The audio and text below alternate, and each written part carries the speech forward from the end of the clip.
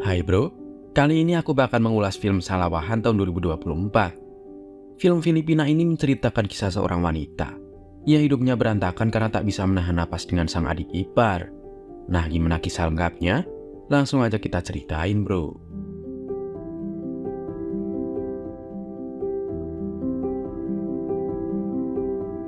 Film dimulai dengan Melanie, yang matanya ditutup karena akan diberi kejutan oleh sang pacar yang bernama Martin. Ternyata Martin menghadiahkan apartemen baru untuk mereka singgahi. Meski kecil dan masih dicicil, Melanie cukup senang karena mereka bisa tinggal di apartemen dan jauh dari gosip para tetangga dan saudara. Malamnya mereka mengundang Angie yang merupakan sepupu kesayangan Melanie dan juga adik Martin bernama Leo yang seorang desain grafis. Keduanya diminta untuk menjadi saksi untuk pernikahan siri mereka.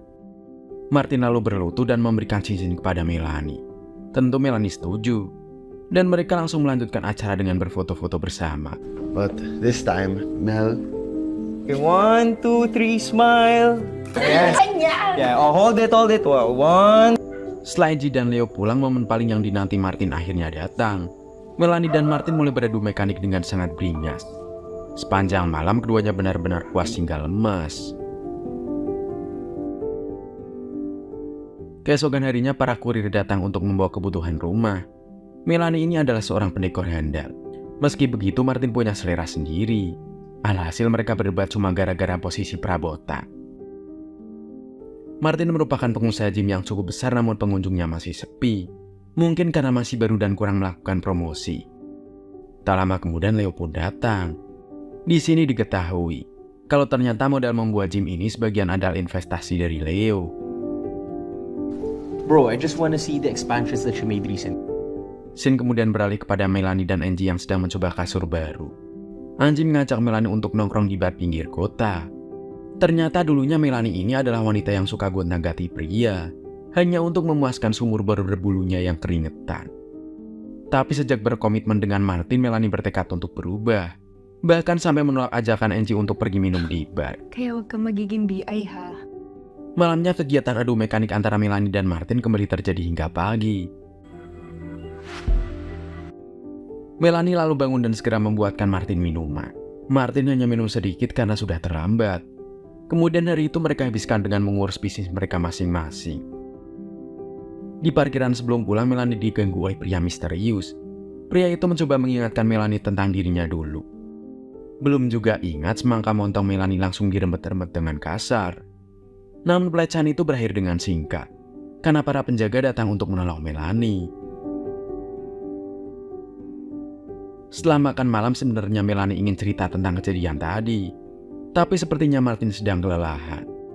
Kelakuan pria misterius itu terus terbayang di kepala Melanie. Untuk melepaskan penat, Melanie, Martin, Leo, dan Angie pergi ke bioskop untuk menonton film. Di sini Angie mencoba menggoda Leo. Sementara Melanie lebih banyak terdiam karena merasa trauma dengan kejadian kemarin. Keesokan harinya, Martin, Angie, dan Leo berkumpul untuk merayakan ulang tahun Melanie. Disinilah Leo terpana melihat kecantikan Melanie. Setelah itu ulang tahun berlanjut di bar. Melanie minum banyak anggur sampai ngloyor. Di tengah kerumunan dia melihat sosok pria yang selalu menguntitnya. Lalu Melanie teringat dengan kejadian di bar beberapa tahun yang lalu. Pria tersebut menggerayangi Melanie yang sedang mabuk. Anehnya di sini Melanie juga terlihat menikmatinya. Martin lalu pamitan untuk pergi duluan karena ada urusan bisnis. Angie yang berpipis juga pergi ke toilet. Hingga kini tersisa Melanie dan Leo saja. Mereka berdansa romantis di tengah pesta. Terlihat jelas Leo mulai jatuh cinta pada kakak iparnya itu. Keesokan harinya Leo berniat pergi ke gym. Namun dia malah melihat banner bergambar Melanie. Leo lalu memotret gambar tersebut lalu dia edit. Leo juga menghapus foto Martin dan menggantinya dengan foto Leo, agar seolah-olah dia sedang bersanding dengan Melanie.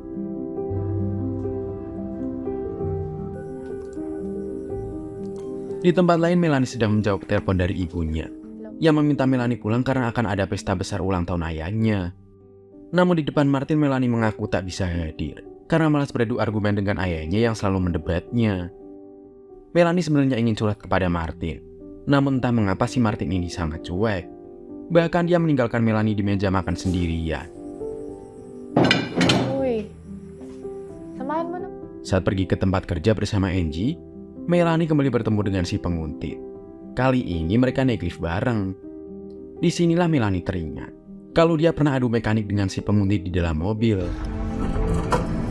This is sixth floor. Leo juga diam-diam menjadi penguntit bagi Melanie. Dia mencoba merayu Melanie. Rupanya si Melanie ini belum sadar kalau Leo menyukainya. Mereka berdua lalu makan kue bersama. Disinilah Leo berfantasi nakal membayangkan dirinya bermesraan dengan Melanie. Well, that's my brother, alright. Discipline to a fault. Melanie dan Angie lalu pergi ke gym untuk berolahraga. Mereka kemudian mengobrol tentang si penguntit dan membuat Angie makin yakin kalau penguntit itu masih penasaran dengan Melanie. Leo kemudian lewat di hadapan Melanie dan ikutan ngobrol sambil mencuri pandang untuk melihat body Melanie yang sangat mantap. Sabi niya sa akin naliligo siya. Di tempat lain, Martin didatangi oleh sekretarisnya untuk dimintai tanda tangan. Namun entah mengapa Martin langsung memaksa sekretarisnya untuk beradu mekanik di dalam kamar mandi. Pinapapirma daw po si Mr. Go. Malamnya Leo mengundang Martin, Melanie, dan Angie untuk merayakan bisnis barunya. Leo mengaku mendapatkan tawaran kerja baru di Filipina. Jadi dia akan tinggal di sini lebih lama lagi dari rencana awal. Martin dan yang lainnya sangat senang mendengar berita bagus ini. Melihat badan Leo yang sedikit gemuk, Martin menyarankan untuk ikut program kebugaran agar wanita tertarik kepadanya. Namun Leo menolak, karena menurutnya untuk dapat wanita tak harus berotot, tapi punya banyak duit. Martin pun tersinggung dan langsung pergi meninggalkan meja. You're a smart ass, bro.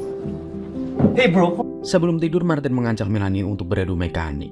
Namun Melanie menolak karena sudah kelelahan. Martin lalu bertanya lebih tampan dia atau Leo. Tentu Melanie menyebut Martin, karena dia tak ingin pasangannya kecewa dari pertanyaan konyol itu. Di sini diketahui kalau si Martin ini selalu merasa tersaing oleh si Leo. Jadi Martin takut kalau Melanie berpaling kepada Leo.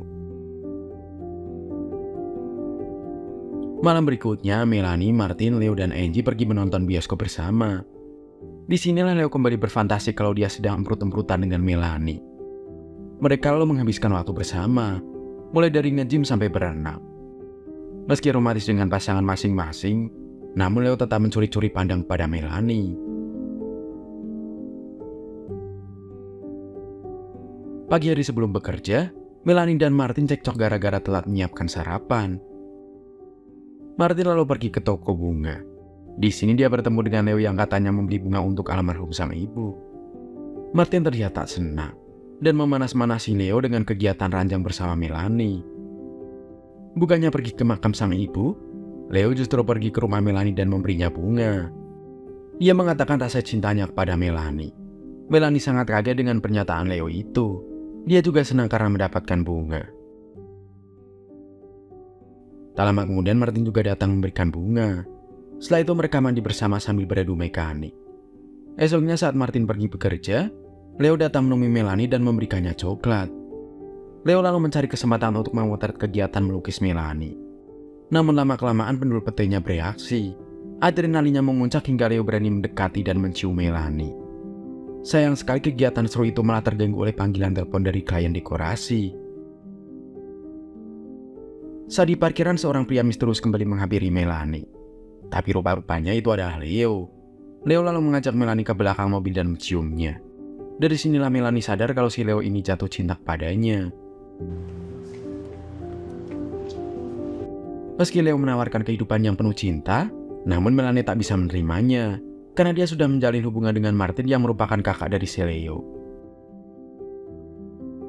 Esoknya Leo masih bersikeras untuk mengobrol dengan Melanie. Kali ini dia melakukan pendekatan secara halus. Tak disangka Melanie menyambutnya dengan baik. Mereka lalu pemanasan hingga akhirnya bergulir di lantai untuk beradu mekanik. Saat sedang melanjutkan ronde keempat di kamar mandi, tiba-tiba Martin datang menggedor pintu. Untung saja Leo bisa kabur dengan cepat, sehingga Martin tak curiga dengan apa yang telah terjadi. Malam harinya mereka minum banyak anggur sampai gloyor di rumah Angie. Melanie dan Martin lalu pamit pulang duluan. Sementara itu Leo yang mampu parah langsung diamankan oleh Angie. Dari awal Angie memang menyukai Leo. Dia langsung unboxing Leo dan sebisa mungkin membuat pendul pete Leo untuk cepat berdiri. Oh, Leo. Keesokannya di parkiran, Melanie kembali dihampiri oleh Leo. Di sini Leo kembali mengutarakan keinginannya untuk hidup bersama Melanie. Saat Leo pergi mengambil barang, tiba-tiba Melanie diserang oleh si penguntit. Mendengar adanya kegaduhan, Leo pun langsung balik mengejar pria itu, dibantu para penjaga yang juga datang mengamankan si penguntit. Serangan penguntit tadi ternyata membuat Melanie terluka. Leo yang khawatir terus menenangkan Melanie sambil mengelus wajahnya. Kegiatan itu ternyata dipergoki oleh Martin. Dia terlihat marah dan sangat cemburu. Merasa ada yang aneh dengan dirinya, Melanie langsung tes urin, dan hasilnya ternyata 2 garis. Malamnya Melanie ngajakin Martin ngobrol di balkon. Melanie mengatakan kalau dirinya sedang hamil, tapi bukan hamil anak Martin, melainkan anak dari Leo. Sarapan ka nga eh. Kayo ni Leo, di ba? Why is it all about you, Martin? I have to go back to my meeting. Beberapa tahun berlalu, Leo dan Melanie telah hidup bahagia dengan anak mereka. Seperti janjinya dulu, Leo benar-benar meratukan Melanie. Dia memberikannya cinta, kehidupan yang nyaman dan menyenangkan. Namun hidup Melanie tidak tenang, karena ada sosok pria bertato yang sedang merencanakan hal buruk untuknya.